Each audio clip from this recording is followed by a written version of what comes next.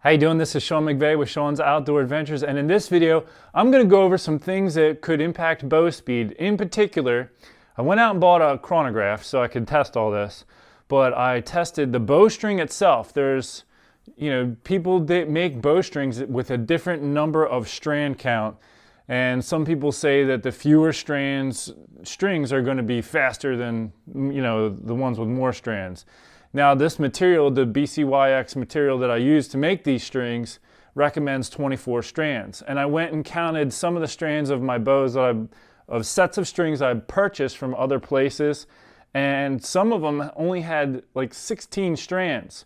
I asked friends to count their strands, and some found that they had 22, some 20, things like that. So I wanted to test this. So I made a set of strings with 16 strands and another set of strings at 24 strands, and I shot them through the chronograph. The way I did it is I took 12 shots with each, and then I threw out the highest and lowest numbers and averaged the rest to see which set of strings were faster, if there was any difference. For this test, I'm using a Hoyt Vector 35 with 31-inch draw. It's a 70-pound bow, but when I put it on the draw table, it was reading about 70.2, but that's close enough for me.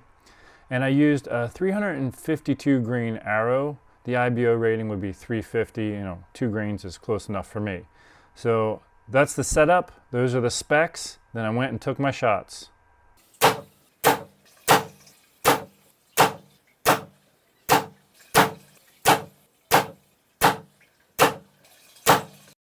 Here are the results from the 16-strand string. Again, there's the bow specs, arrow grains.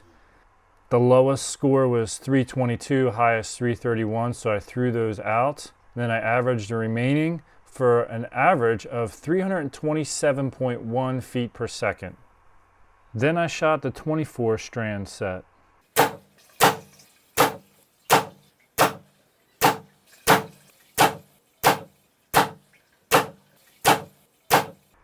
Here's the results, and I have the other results above it just so you can see for comparison. Throughout the highest and lowest score, pretty much about the same, and the average speed of the bow actually came in a hair higher, but that could just be variance. So it's basically the same speed, 327.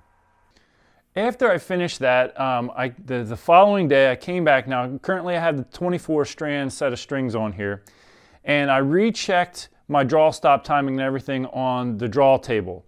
And what I found was, being that I had just put the strings on and I made the adjustments and I took all those shots, like 12 shots, the draw stop timing went a little out. And it was just probably because the strings and cables were all setting in.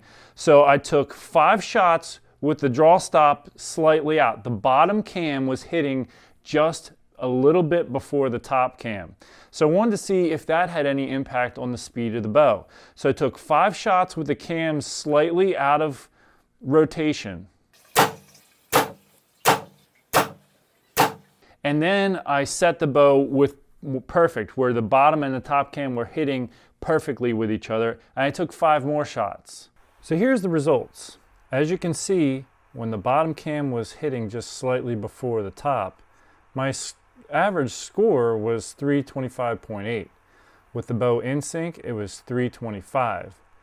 So I did have a little more speed with this bow slightly out of sync. Then what I did is I put a peep sight in to see if adding a peep sight added any difference to the speed of the bow. So here's the results with the peep sight. I actually gained a little bit of speed in my 5-shot test. However, I will mention that I switched batteries when I went to do the test with the peep sight. Could it be that my readings were a little different because of a newer battery? Well, I guess that's possible, but I can't say with any certainty. And then I added string weights, and when I bought the bow, the manufacturer had string weights positioned at this location at the end of the string. So I added the string weights and I took 5 shots with it like that. Now, as you can see, I gained a few more feet per second with my average score with the string weights. I was at 328. Another thing I did, just out of curiosity, was I did all the testing at 70 pounds. Well, I lowered the poundage down to 65, and I did 2 tests with that. I shot the same arrow that I shot at 70 pounds, so it was a 350 grain arrow. And I got the speed from that.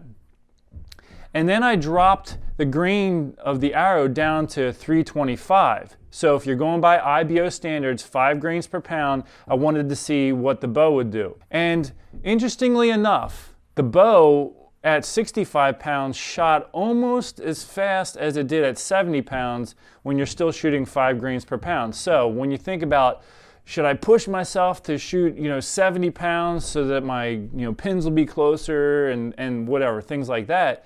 Well, if you're shooting 5 grains per pound at the lower weights, at least in my little test, it shot just about the same.